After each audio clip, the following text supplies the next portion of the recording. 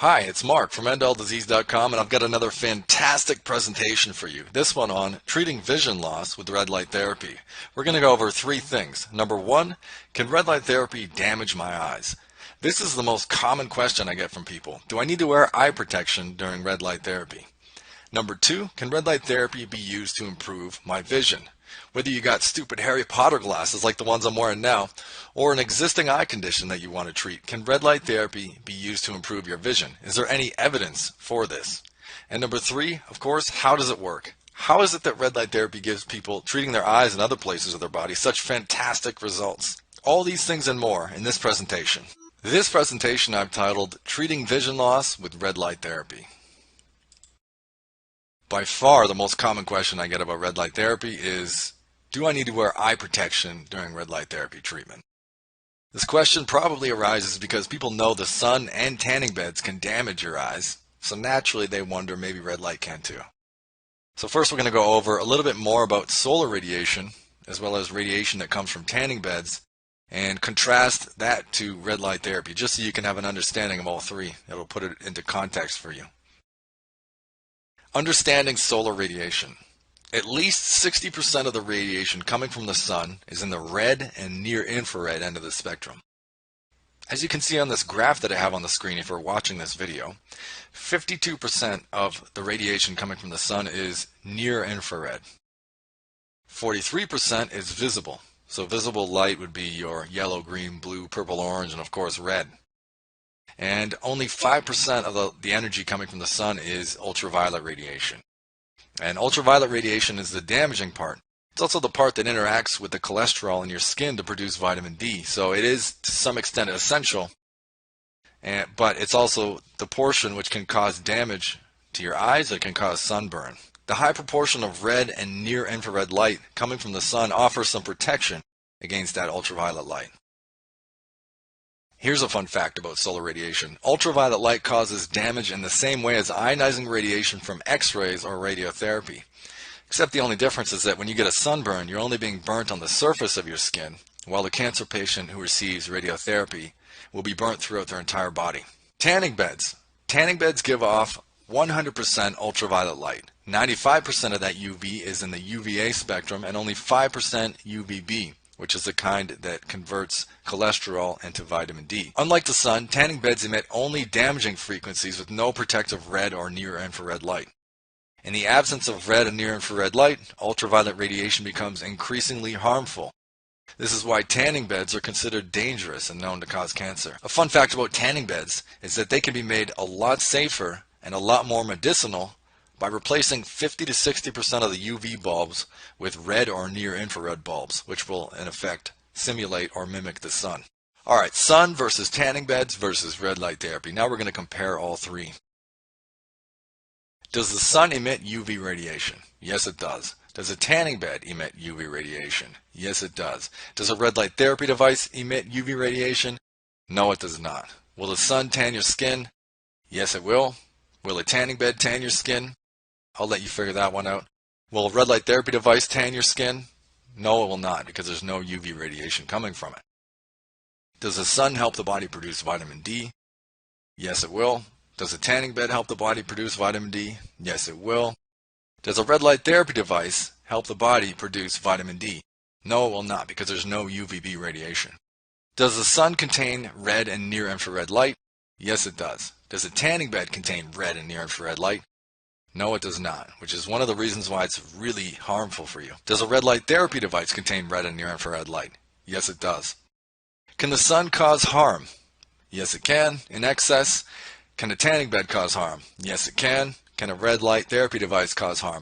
No, it cannot. There have been over 50,000 studies to date on red light therapy, and not a single one has reported any side effect at any dose or dose frequency. And therefore, no eye protection is required for red light therapy. However, there is one exception. If you simply just cannot handle the brightness of the red light therapy device you're using, then put it on. Next, we're going to look at, can red light therapy improve your vision?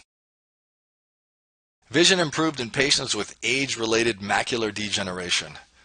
In a 2008 study, researchers from the University of Heidelberg, Germany, conducted a study on 203 patients, average age 63, with age-related macular degeneration.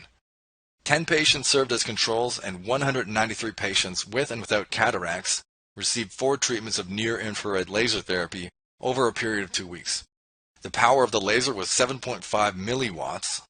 The wavelength used was 780 nanometers, and the dose was 1.2 joules per centimeter squared.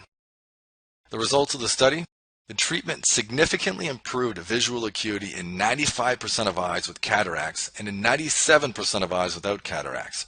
In addition, patients with a form of age-related macular degeneration called wet age-related macular degeneration had reduced edema and bleeding, so reduced swelling and bleeding in their eyes. Always a good thing. Amazingly, and this is where it gets crazy, the improved vision was maintained for 3 to 36 months after the treatment. 4 treatments over the course of 2 weeks lasted 36 months or 3 years. Incredible. So long-lasting benefits from red laser light. Vision improved in patients with amblyopia. So this is a different eye condition called amblyopia. A-M-B-L-Y-O-P-I-A. Amblyopia. In 2012, the same researchers conducted a study to see if near-infrared laser therapy could improve visual acuity in young and old patients with amblyopia. At the time of the study, amblyopia was believed to be treatable only in children. 178 patients were included, 20 controls received mock treatment, and 158 received laser therapy to their eyes for 30 seconds at a distance of 1 centimeter, repeated on average 3.5 times. Looks like they used the same device because it was a 7.5 milliwatt device and the same wavelength, 780 nanometers, and the dose was actually almost half. It was a lot less, 0.77 joules per centimeter squared. At the end of the study, the results showed that the treatment led to a significant improvement in visual acuity in 90% of eyes treated in both adolescents and adults.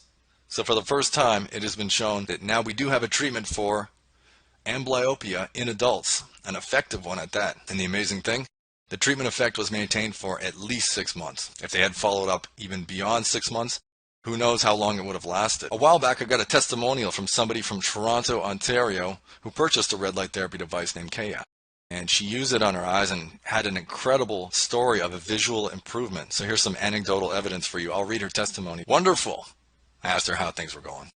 She's like, I am recommending this to so many people as the results are so good. My eyes are healing almost perfectly. They were 4.5 in prescription, and yesterday I went to an optometrist, and one eye is now perfect 20/20, and the other one is close behind. My optometrist is super perplexed, and I laughed so hard. She said eyes like mine aren't supposed to correct like that. Oh, and by the way, the device she was using was a 24-watt LED device, which is 3,200 times more powerful than the laser device used in the previous 2 studies, which was only 7.5 milliwatts. So I've calculated using our red light therapy dose guide, which you get for free if you sign up for the End All Disease newsletter at endalldisease.com/subscribe. I figured out how long it would take to get that dose. And to get a 1 joule per centimeter squared dose using this 24-watt handheld device, you would simply need to apply the light for 5 seconds from a distance to your eyes of 5 centimeters, or for 50 seconds at a distance of 50 centimeters. That's it. But of course, don't be afraid to experiment with longer treatment times. Like I said, there's been over 50,000 studies published and not a single side effect at any dose. Never be afraid to experiment with this incredibly safe, incredibly healing technology. So to put it in perspective, I've found a 2016 review on red and near-infrared light for retinal diseases, which basically they looked at all the studies to date on red light therapy for various eye conditions. So I'll read this to you now. Photobiomodulation, which is another word for red light therapy, also known as low-level laser therapy, has recently risen to the attention of the ophthalmology community as a promising new approach to treat a variety of retinal conditions, including age-related macular degeneration, retinopathy of prematurity, diabetic retinopathy, Leber's hereditary optic neuropathy, amblyopia, methanol-induced retinal damage, and possibly others. So there is evidence that all of those things, and potentially more, can be treated using red light therapy. The literature supports the conclusion that the low cost and non-invasive nature of BPM, coupled with the first promising clinical reports and the numerous preclinical studies in animal models, make photobiomodulation well poised to become an important player in the treatment of a wide range of retinal disorders. Nevertheless, large-scale clinical trials will be necessary to establish the photobiomodulation therapeutic ranges for the various retinal diseases, as well as to gain a deeper understanding of its mechanisms of action. Which leads us to our next section on mechanisms of action. For this one, I'm going to bring back research from our naked mole rat presentation, which can be found at endalldisease.com/episode 8 if you haven't seen it.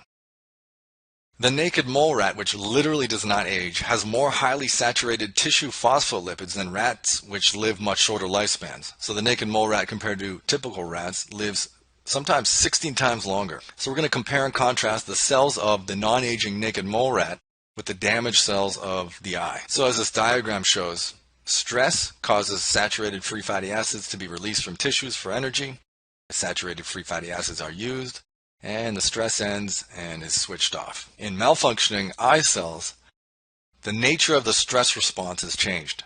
No matter what you want to call the eye condition, it's likely caused by the exact same thing. Increased unsaturation of the phospholipids comprising the eye cells. This is what the stress response looks like when cells have accumulated a high proportion of polyunsaturated fatty acids to saturated fatty acids. So the stress occurs, which causes unsaturated free fatty acids to be released from tissues.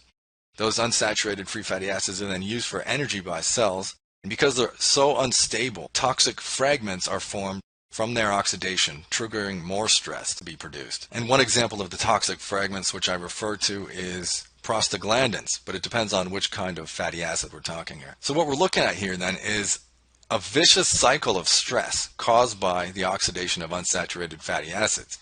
So basically the stress turns on and it cannot switch off because of what's happening here. So it repeats, and this is when aging and degeneration occurs. So the question is, how can red light therapy interrupt this vicious cycle of stress and help the cells of the eyes heal? Red light interrupts the vicious cycle of stress in a number of ways, but here are two powerful ones. Red light inhibits the enzyme COX-2, which inhibits the breakdown of free fatty acids. So during stress, an enzyme is produced called COX-2, which triggers the release of free fatty acids into the bloodstream. And one of the things that red light does, it inhibits the production of COX-2, thereby inhibiting and preventing the release of these free fatty acids into the bloodstream.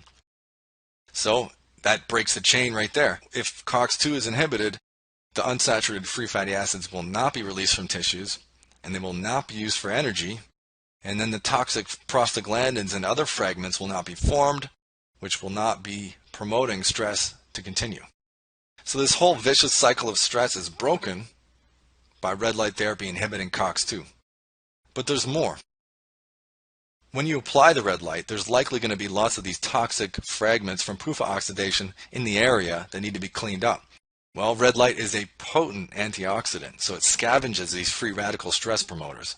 So this is how red light therapy can benefit the eyes, and this is, these are the two primary mechanisms behind why red light therapy is so beneficial for so many different eye conditions. So let's be clear on this. The very cause of these eye problems and loss of visual acuity and eye degeneration is the gradual accumulation of unsaturated fatty acids within tissue phospholipids of the eyes. So if that's the case, red light therapy is a great way to improve that condition, and as we've seen, it lasts a long time. However, if you want that to be permanent, there are some dietary considerations and dietary changes that you must make to the fats that you consume. For long-term permanent resolution of eye conditions caused by excess unsaturated tissue phospholipids, in addition to red light therapy treatment, a dietary change to more highly saturated fat is essential. These fats include butter, coconut oil, chocolate fat, and beef and lamb fat, which contain about 98% saturated fatty acids and very little PUFA. Any oils that you have in your kitchen that are liquid at room temperature, if you switch those for butter, coconut oil, chocolate fat, or beef and lamb fat, then you are eating a diet containing a lot more saturated fat than unsaturated fat, and this in the long term will help your body detoxify the PUFA, and of course your eyes and all cells will begin to function a lot more effectively when you do that.